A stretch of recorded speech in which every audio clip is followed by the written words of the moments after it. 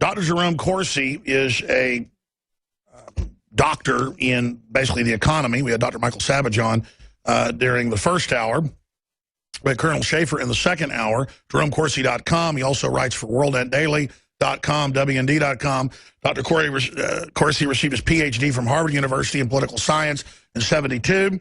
He's currently a senior staff reporter at WorldNet Daily. And I'm not going to go through the rest of his degrees and backgrounds. Folks know who he is. But one of his latest articles, Bill Heirs to Black Lives Matter Create a Fire. So I want to cover what I call Operation Chaos. Create chaos in the Middle East. Create chaos in Ukraine. Create chaos here with open borders. Advertise all these freebies. Lower Europe's borders. Advertise freebies. Then bring in military-age men who then disappear. Give Stinger missiles to Al-Qaeda. Clearly, this is not just mismanagement. They're saying Obama's mismanaging everything. Maybe he is.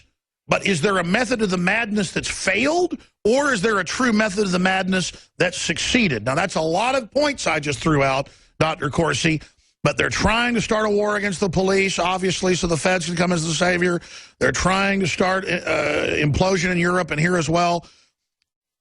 I think I've stated what's happening. I want your details on it, and if you think it's succeeding and what you think the next shoe to drop is. Dr. Corsi, thanks for coming on with us. Always a pleasure, Alex. Let's take this article I wrote on Bill Heirs and the entire analysis of Black Lives Matter. What Heirs is saying is that the Black Lives Matter is really a revolutionary movement. It derives from communist principles.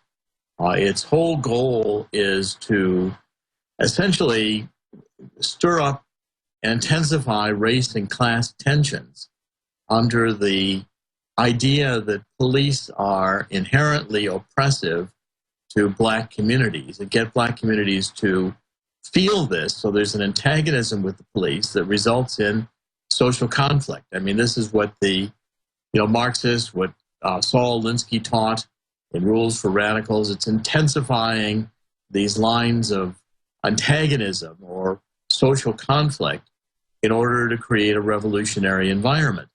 And what the far left, what Heirs wants out of Black Lives Matter, I mean, if you think about it seriously, it should be all lives matter.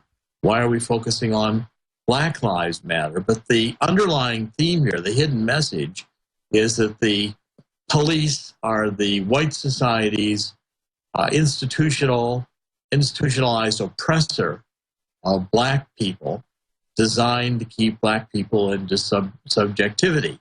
And when that resentment is fueled, the idea is that black communities will rise up against the police. There'll be more murders and assaults on police. We'll have more chaos, and that leads to the kind of social chaos and confrontation that the radical far left believes that they can use to impose a socialist society, a totalitarian society, eliminating guns, eliminating the constitutional freedoms we enjoy as Americans, under the idea that we've got a renewal of civil violence throughout the society. That's the basic underlying intent and goal.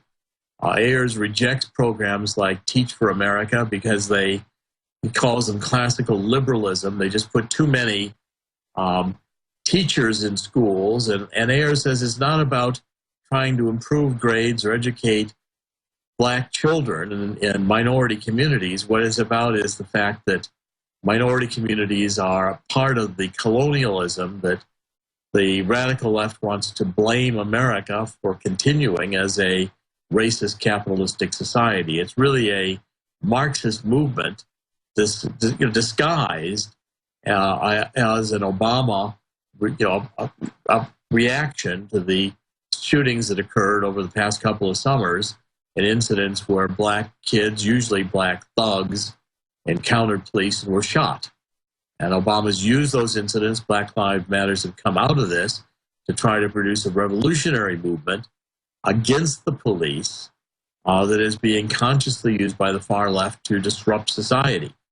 And I wanted to expose this article because it's Bill Heirs in an interview saying directly what his goals are. And it makes very clear that Black Lives Matter is not just a movement for of the civil rights movement, for instance, in the 60s. Well, Dr. Corsi, in Austin twice, without even looking for it, I've heard chanting, and 200, 300 people with red flags march by. The communists run the Black Lives Matter movement here. Then I've been to other cities, and it's the exact same thing, and it's all over the world now. It seems like communists are coming out of the woodwork, and you go to their websites, I'm like one of their top enemies. And then I go out to pro-life demonstrations, and the same people crawl out from under rocks and attack us. I mean, so, and then we go to UT. We've actually gone to their meetings, folks that they don't know work for us. We're doing a report on it. We've videotaped them. And they're there with the city council people, the commissions. They're actually in charge of the police review board, not to help the police be better, but to actually federalize them, which, as you know, is this new announcement by the Justice Department last month, where the UN advises these safe cities acts and actually brings that in locally to monitor us, run by the Justice Department. I mean, it's very diabolical.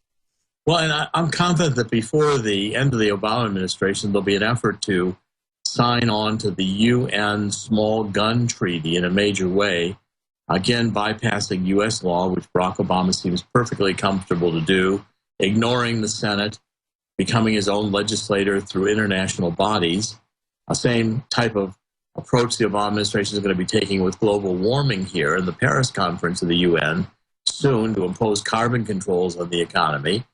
And here the agenda with Black Lives Matters, the agenda with the Obama signing this UN Small Guns Treaty is ultimately to disarm the American people, to create a pretext in which guns can not only be registered but confiscated. That's right. They want to start a mini, localized, unevenly distributed revolution against local government, make it a classist struggle. And of course, it's the Strong Cities UN initiative. And then literally have the feds come in then, leftist feds, as the negotiators or as the referees. Correct, Dr. Corsi? I mean, if you can get a city that goes into actual chaos and shooting, you know, where a black community would rise up and begin shooting whites or vice versa, I mean, you get that kind of an incident, then you've got the pretext to declare martial law, to come in, to impose a militarized police with military assistance and go house to house and confiscate guns.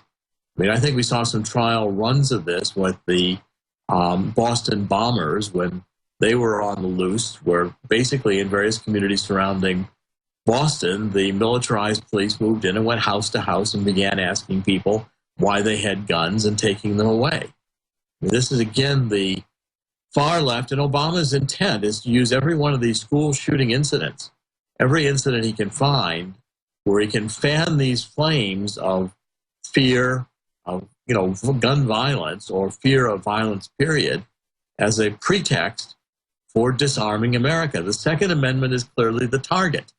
And the Second Amendment is the target because it's the one issue which stands between totalitarianism on the left and the protection of the Constitution. As much as it's been eroded, the Second Amendment still allows the American population, uniquely in the world, to be armed. I agree. Let me ask you this question before we go to break, and then I want to get into geopolitical stuff and the economy with you, Dr. Corsi. How is it going for them, the political air, the groups you talk to? How are things going right now for this leftist coalition in Europe and the United States with their New World Order? Well, I think there's finally beginning to be cracks and pushback. I mean, you see it's pushback as well, by the way, against the Republican Party. The establishment Republican Party has become indistinguishable from the establishment Democratic Party, although the Democratic Party's moved much farther to the left. And what's happening is, I think the Americans are waking up. Shows at your show, what you've been doing, we've been writing at WND, trying to awaken the American people to know that this is a social revolution. And the goal of the Obama far left is the destruction of the Constitution, and especially the First Amendment and the Second Amendment. We've got major social re-engineering going on with redefinition of marriage, redefinition of sexuality, the influx of now just not immigrants from south of the border, but immigrants from Islamic immigrants fleeing northern Africa, in chaos that, by the way, Obama caused with the This and Hillary Clinton. And the UN and Peter Sutherland admit they want to end European culture. They admit they want to bankrupt it. That's what's so crazy. Why would this elite that's in control actually want to wreck everything? They are.